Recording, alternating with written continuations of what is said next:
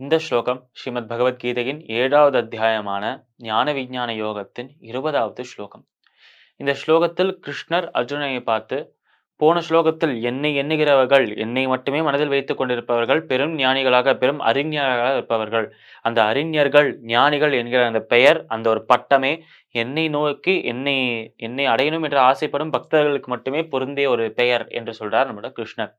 அதன் ஒரு தொடர்ச்சியாக இந்த ஸ்லோகத்தில் சொல்றது, இப்படி பகவானை சென்று அடையணும் என்று இந்த சொல்ற நபர்கள் கிடைப்பதற்கு அரிதானவர்கள் என்று சொன்னார் நம்ம கிருஷ்ணர்.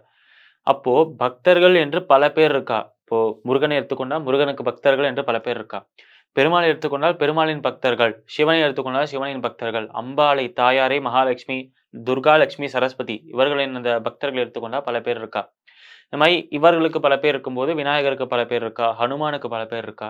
இப்படி பல தெய்வங்களுக்கு பல பல பக்தர்கள் இருக்காளே, அதுல அப்படி லட்சக்கணக்கான பக்தர்கள்ல ஏதோ ஒரே ஒருத்தர் மட்டும் தான் பகவானை சென்று அடையறதற்கு உண்மையாகவே பாடுபடுறார் என்றால், அப்ப மத்தவர்கள்லாம் எப்படி இருக்கா என்றால், தங்களோட வாழ்க்கையில இந்த விஷயம் நடக்கணும், இது நடக்கணும், இது நிறைவேறணும், இது சரியாக நடக்கணும், இது முடியணும் என்று இந்த விஷயங்களுக்காக மட்டுமே பிரார்த்தனை செய்கிறவர்களாக இருக்கிறார்கள் என்று கிருஷ்ணரே சொல்லியிருக்கார் நம்மளோட பகவத்கீதையில. அதனால் அப்படி அந்த ஆசைப்படும் விஷயங்களுக்கு இகபர சுகங்களுக்கு அனுபவிக்கணும் என்ற அந்த ஒரு ஆசையை தீர்த்து கொள்ளணுங்கிறதுக்காக, பகவானை சென்று அடையணும் என்கிற ஆசையே இல்லாமல், அந்த பகவான் நமக்கு தேவைப்பட்ட விஷயங்கள் எல்லாம் கொடுக்கும் ஒரு நபராக தான் இருக்கிறார் என்று அதை மனதில் வைத்துக்கொண்டு செய்கிறார்களே இவர்கள். இப்படி இருக்கும் நபர்கள் இந்தந்த கடவுளை இந்தந்த விஷயங்களுக்கு வழிபட்டால் நம்மளுக்கு இந்தந்த பலன் கிடைக்கும். வருண பகவானை வழிபட்டோம் என்றால் மழை நன்றாக கிடைக்கும்.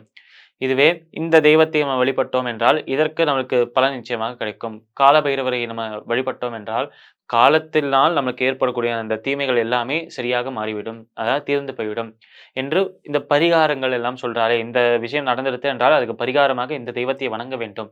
இப்படி வணங்கவில்லை என்றால், பரிகாரம் செய்யவில்லை என்றால், அது பெரிய ஒரு தீங்காக நம்மளுக்கு மாறிவிடும் என்றெல்லாம் சொல்றாளே.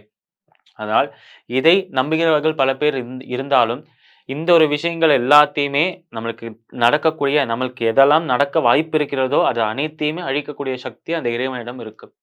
அப்படி இருக்கும் இறைவனை நம்ம இஷ்ட தெய்வமாக யாராக இருந்தாலும் சரி, ஏதோ ஒரு இஷ்ட தெய்வத்தை மனதில் வைத்துக்கொண்டு, அது முருகனாக இருக்கலாம், பெருமாளாக இருக்கலாம், சிவனாக இருக்கலாம், கிருஷ்ணராக இருக்கலாம், யாராக வேணா இருக்கலாம். அவரை மனதில் வைத்துக்கொண்டு இந்த கவலை, இந்த கஷ்டம் எனக்கு வந்திருக்கு.